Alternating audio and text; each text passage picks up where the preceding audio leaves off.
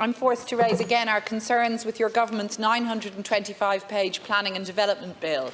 This bill should receive adequate consideration tonight, but we know it won't, because you are giving us just 3 hours to consider 177 pages of amendments to this extremely significant legislation. These are amendments we've never had the opportunity to consider in the Dáil. Minister, this developer-led bill will cause real and lasting damage to our already subpar planning system. If passed as it is, it will actually delay the delivery of homes and of transport infrastructure and will risk our energy security. It will remove democracy from aspects of planning and concentrate power in the hands of the Minister. So 3 hours won't be enough time to tackle these and other flaws, nor will 3 minutes, which is what I have now.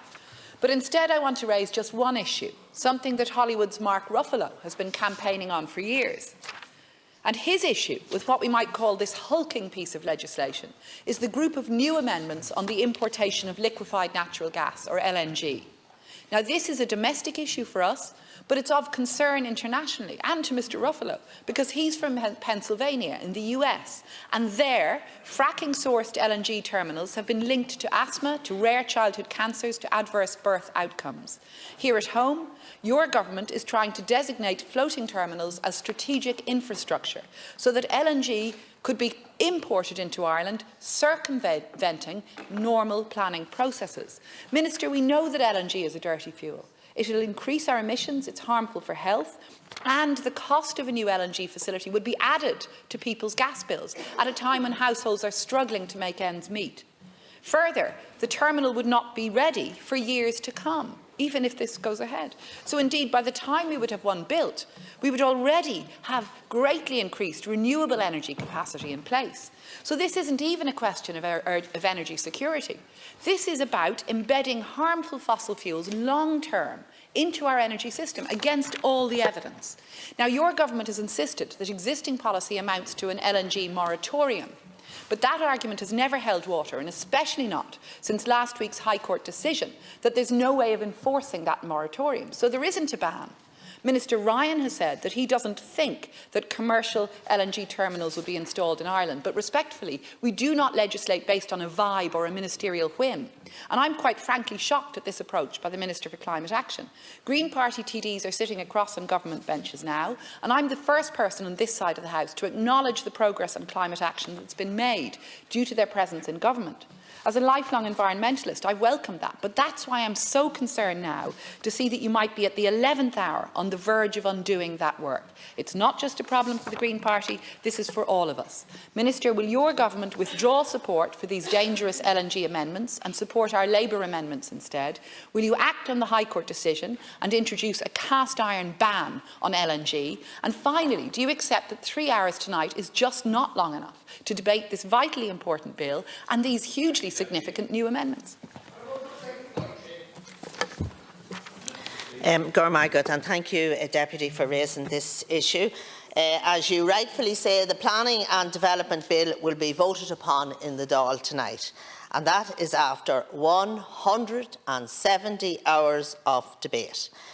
The bill is hugely significant, and it has been under work for years now, and it is vital in terms of streamlining our planning process, and I think everybody will accept that. In fact, as Minister O'Brien has said, and I agree with him, the planning bill will be the cornerstone of Irish planning for the coming decades. It represents the most comprehensive review of the planning since the current Act was enacted in 2000. It contains important reforms to the planning system, including the introduction of mandatory timelines, a reorganisation of on-board Planall, a greater alignment of all tiers of planning, and improvements to the judicial review process. It will bring consistency, it will bring clarity, and it will bring transparency to the planning process. I absolutely support it, and I want to acknowledge the huge work of Minister O'Brien and his team and what they have done to get this bill to this point. In relation to the LNG terminal, the purpose of the Planning and Development Act is to set the legislative framework to enable the most appropriate means of assessment of all forms of development. The LNG provision referred to largely replicates current provision in the Planning and Development Act 2000. Irrespective of government policy, any party may propose such a facility at any time, and this must be assessed if submitted. Identification of a significant and specialist development type, such as an LNG terminal and/or storage facility for strategic infrastructure scale assessment, does not automatically imply acceptance or prioritisation. In the same manner as gas installations are identified under Annex 1 of the Aarhus Convention, it would be an omission for the Planning Legislative Code simply to ignore this form of development. It is also noted that the November 2023 Energy Security Package recommends consideration to be given to state ownership of a temporary facility. The bill represents the most comprehensive review of the planning since the current Act was enacted in 2000, and it does contain important reforms to the planning system, including the introduction of mandatory timelines, a reorganisation of onboard Pleanála, greater alignment of all tiers of planning and improvements to the judicial review process. And the review and reform of planning legislation is key. It's a key action of Housing for All. It was underpinned by engagement led by the Department of Housing, Local Government and Heritage, including the Planning Advisory Forum, which played a very important role in contributing to the policy provisions outlined in the bill. I cannot accept the line that the planning bill has been considered in full, and I was very engaged with it, as you know, at committee and report stage. This is one of the most substantial pieces of legislation the Oireachtas has ever considered. But it's certainly not time enough tonight to debate these massive amount of new amendments that we haven't had the opportunity to debate before in the Dáil, that were introduced in the Seanad.